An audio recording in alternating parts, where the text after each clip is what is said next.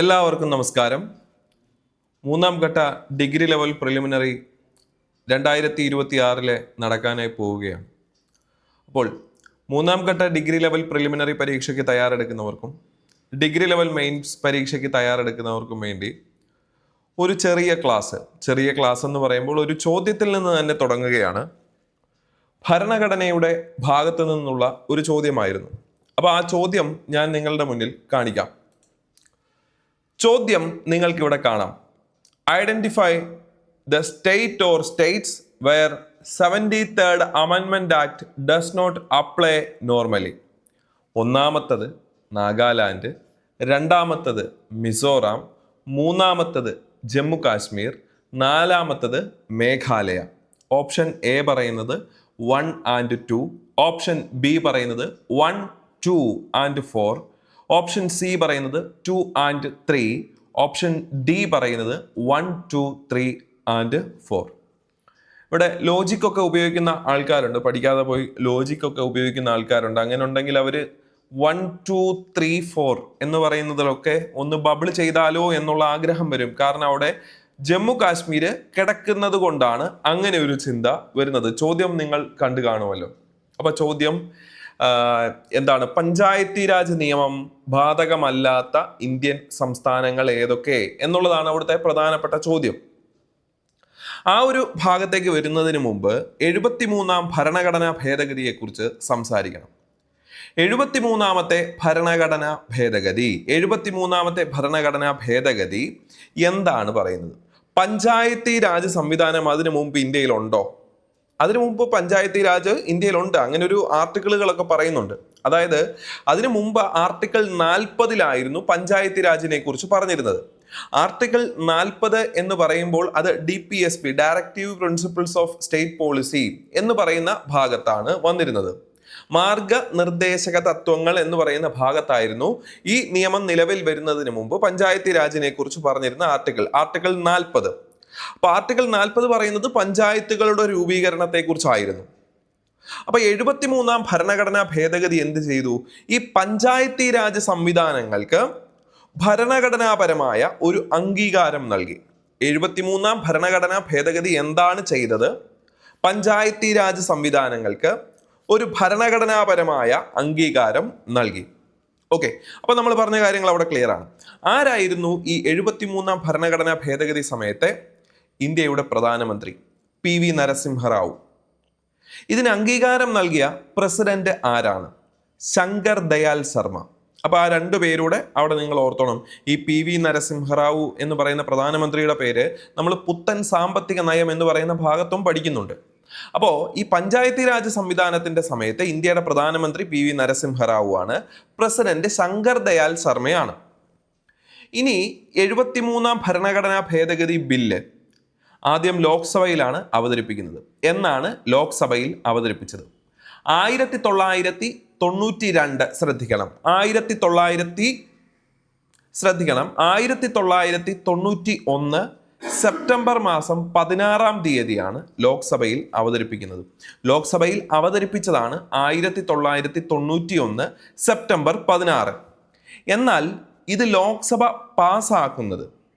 ലോക്സഭയിൽ അവതരിപ്പിച്ചതേ ഉള്ളൂ. ഞാൻ ഒന്നുകൂടെ പറയുന്നു, ലോക്സഭയിൽ അവതരിപ്പിച്ചതേ ഉള്ളൂ 1991 സെപ്റ്റംബർ 16. ആ സെപ്റ്റംബർ 16 ഒന്ന് എടുത്ത് ആലോചിച്ച് വെച്ചാൽ മതി. അന്നൊരു ദിവസമാണ്. എന്താണ് ദിവസം എന്നുള്ളത് നിങ്ങൾ കമന്റ് ചെയ്താൽ മതി. 1991 സെപ്റ്റംബർ 16.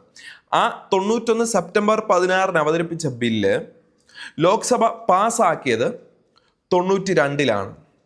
1992 ഡിസംബർ മാസം 22-ാം തീയതിയാണ് ലോക്സഭ അത് പാസ്സാക്കുന്നത്. ആ ബില്ല് പാസ്സാക്കുന്നത് 92 ഡിസംബർ 22-നാണ്. ലോക്സഭ പാസ്സാക്കി കഴിഞ്ഞാൽ നേരെ രാജ്യസഭയിലേക്ക് പോകുന്നു. രാജ്യസഭ പാസ്സാക്കുന്നത് 1992 തന്നെ ഡിസംബർ 23, തൊട്ടടുത്ത ദിവസം.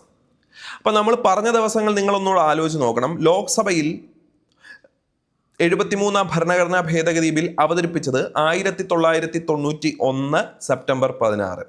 ലോക്സഭ അത് പാസ്സാക്കുന്നത് 1992 ഡിസംബർ 22. രാജ്യസഭ പാസ്സാക്കുന്നത് 1992 ഡിസംബർ 23. അപ്പോൾ ഇവിടെ ഒരു ഗ്യാപ്പ് നിങ്ങൾക്ക് ഫീൽ ചെയ്യുന്നുണ്ട്. അതായത് 1991 സെപ്റ്റംബർ 16 ലോക്സഭയിൽ അവതരിപ്പിച്ച ആ ബില്ല് ലോക്സഭ പാസ്സാക്കുന്നത് 1992 ഡിസംബർ 22 അതെന്തായിരുന്നു കാരണം? അത് ഈ ഒരു ബില്ല് അവതരിപ്പിക്കുന്ന സമയത്ത് പല എതിർപ്പുകളും നേരിടേണ്ടി വന്നു. പല എതിർപ്പുകൾ നേരിടേണ്ടി വന്നതിന്റെ കാരണമായിട്ട് അത് ജോയിന്റ് കമ്മിറ്റിയുടെ പരിശോധനയ്ക്കായിട്ട് അയച്ചു. ജോയിന്റ് സിറ്റിംഗ് ഓഫ് പാർലമെന്റിനെ കുറിച്ചല്ല ഞാൻ സംസാരിക്കുന്നത്, ശ്രദ്ധിക്കണം. ജോയിന്റ് കമ്മിറ്റിയുടെ പരിശോധനയ്ക്കായി അയച്ചു. അപ്പൊ ജോയിന്റ് കമ്മിറ്റി ഇതിനെക്കുറിച്ച് പഠിച്ചു. അപ്പൊ 1992 ജനുവരിയിലാണ് ജോയിന്റ് കമ്മിറ്റിയെ ഇത് പഠിക്കാനായി ഏൽപ്പിക്കുന്നത്. ജൂലൈ ആയപ്പോൾ ജോയിന്റ് കമ്മിറ്റി ഇതിനെക്കുറിച്ച് പഠിച്ച് ഒരു റിപ്പോർട്ടൊക്കെ സമർപ്പിച്ചു. പിന്നീട് ആ സമയത്തുണ്ടാകുന്ന രാഷ്ട്രീയ സാഹചര്യം എന്ന് പറഞ്ഞാൽ പ്രധാനമായും അയോധ്യ വിഷയമൊക്കെ ഉണ്ടായിരിക്കുന്ന സമയം. അതുമൂലം പാർലമെന്റിന് വേണ്ടുന്ന ശ്രദ്ധ ഇതിലേക്ക് കൊടുക്കേണ്ടതായി വന്നില്ല, അങ്ങനെ കൊടുക്കാൻ പറ്റിയില്ല. അതുമൂലമാണ് ഈ ഒരു ഗ്യാപ്പ് അവിടെ ഫീൽ ചെയ്തത്. ഓക്കെ, അപ്പൊ അത് ജസ്റ്റ് ഒന്ന് അറിഞ്ഞിരിക്കാനായിട്ട് പറഞ്ഞതേ ഉള്ളൂ. അപ്പം ജോയിന്റ് കമ്മിറ്റിയുടെ റിപ്പോർട്ട് എന്നാണ് പറഞ്ഞത്. ജോയിന്റ് സിറ്റിംഗ് ഓഫ് പാർലമെന്റ് എന്ന് പറയുമ്പോൾ അത് മറ്റൊരു ഭാഗമാണ്. 3 തവണയാണ് ജോയിന്റ് സിറ്റിംഗ് ഓഫ് പാർലമെന്റ് നടന്നിരിക്കുന്നത്. 1961 സ്ത്രീധന നിരോധന നിയമം, 1978 ബാങ്കിംഗ് സർവീസ് കമ്മീഷൻ, 2002 തീവ്രവാദ വിരുദ്ധ ബില്ല്. ഈ 3 തവണയാണ് ജോയിന്റ് സിറ്റിംഗ് ഓഫ് പാർലമെന്റിനെ കുറിച്ച് നമുക്ക് പഠിക്കാനുള്ളത്. അപ്പൊ അതവിടെ മാറ്റി വെക്കുകയാണ്. ഓക്കെ, ഞാൻ ഇങ്ങോട്ടേക്ക് വരുമ്പോൾ ഇപ്പൊ രാജ്യസഭ പാസ്സാക്കി, ലോക്സഭ പാസ്സാക്കി, രാജ്യസഭ പാസ്സാക്കി. 1992 ഡിസംബർ 23. ഇത് ഒരു ബില്ല് പാസ്സാകണമെങ്കിൽ നമുക്കിനി ആര് വേണം? പ്രസിഡന്റിന്റെ അനുമതി വേണം. അപ്പൊ പ്രസിഡന്റിന്റെ അംഗീകാരം കിട്ടുന്നതിനായി പ്രസിഡന്റിന്റെ അനുമതി ലഭിക്കുന്നത് 1993 ഏപ്രിൽ 20.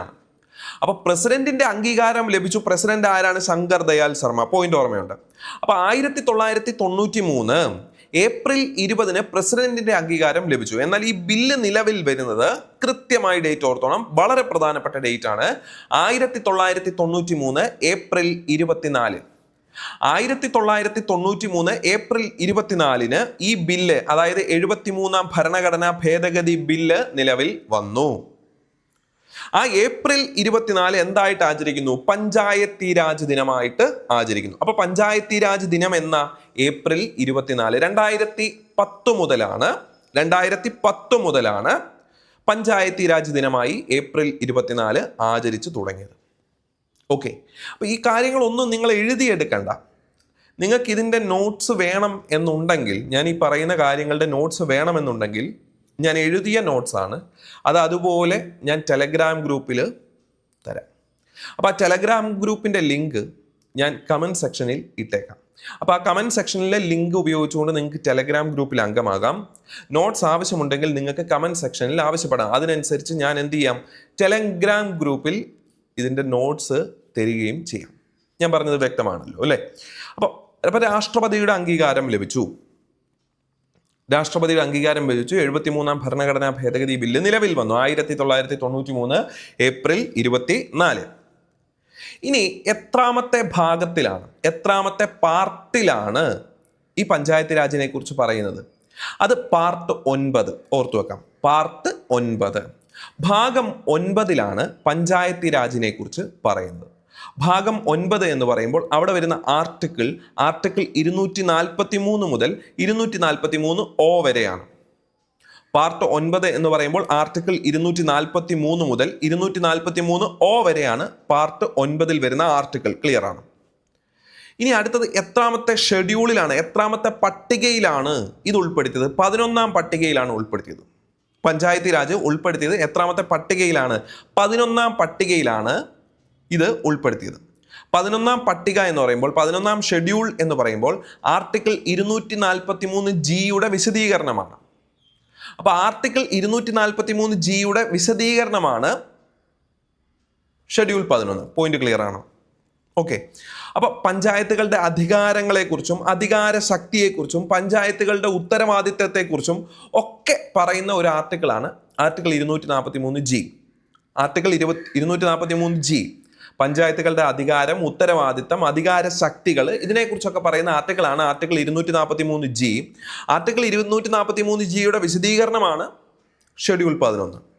ഓക്കെ, അപ്പോൾ ആ ഒരു ഭാഗം ക്ലിയർ ആയി. ഈ ഷെഡ്യൂൾ 11-ൽ, പട്ടിക 11-ൽ എത്ര വിഷയങ്ങളെക്കുറിച്ച് പറയുന്നുണ്ട്? 29 വിഷയങ്ങളെക്കുറിച്ച് പറയുന്നുണ്ട്. 29 വിഷയങ്ങളെക്കുറിച്ച് അവിടെ പറയുന്നുണ്ട്.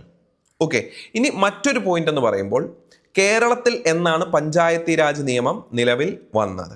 കേരളത്തിൽ പഞ്ചായത്തി രാജ് നിയമം നിലവിൽ വന്നത് 1994 ഏപ്രിൽ 23-നാണ്. അപ്പൊ ഈ പറഞ്ഞ ഡേറ്റുകളൊക്കെ ഒന്ന് ഓർഡറിലാക്കി കഴിഞ്ഞാൽ നിങ്ങൾക്ക് ഈ സാധനങ്ങളൊക്കെ തലേ നിൽക്കും. എന്താണ്? അപ്പൊ 1991 സെപ്റ്റംബർ 16 ലോക്സഭയിൽ അവതരിപ്പിച്ചു.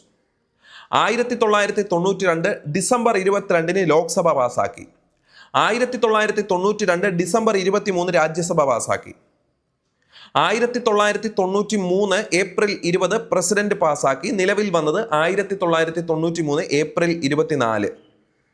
1994 ഏപ്രിൽ 23 കേരളത്തിൽ പഞ്ചായത്ത് രാജ് നിയമം നിലവിൽ വന്നു. അപ്പോൾ ഇവിടെ ഏറ്റവും പ്രധാനപ്പെട്ടതായിട്ട് നിങ്ങൾ മിനിമം എങ്കിലും ഓർത്തിരിക്കേണ്ടത് 1993 ഏപ്രിൽ 24-ഉം 1994 ഏപ്രിൽ 23-ഉം ഈ 2 ഡേറ്റും കൃത്യമായി നിങ്ങളവിടെ ഓർത്തിരിക്കാനായിട്ട് ശ്രമിക്കുക.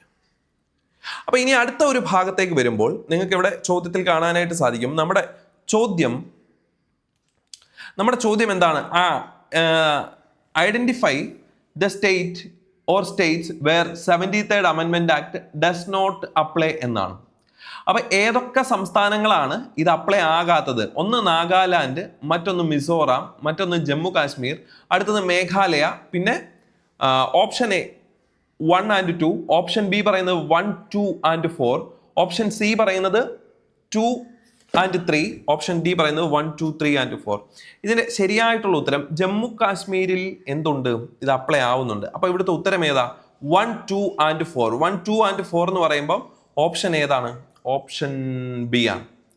ഓപ്ഷൻ ബി ആണ് ഇതിന്റെ ശരിയായിട്ടുള്ള ഉത്തരം. ഓപ്ഷൻ ബി എന്ന് പറയുമ്പോൾ എന്താണ്? ഓപ്ഷൻ ബി എന്ന് പറയുമ്പോൾ 1, 2 നാഗാലാൻഡ്, മിസോറാം, മേഘാലയ. നാഗാലാൻഡ്, മിസോറാം, മേഘാലയ എന്നീ സംസ്ഥാനങ്ങളിലാണ് ഇത് ബാധകം അല്ലാത്തത്. ക്ലിയർ അല്ലേ? അപ്പം ഇതുപോലെയുള്ള വീഡിയോസിനായി ചാനൽ സബ്സ്ക്രൈബ് ചെയ്യുക. വീണ്ടും മറ്റൊരു ക്ലാസ്സുമായി നമുക്ക് കാണാം. എല്ലാവർക്കും നന്ദി.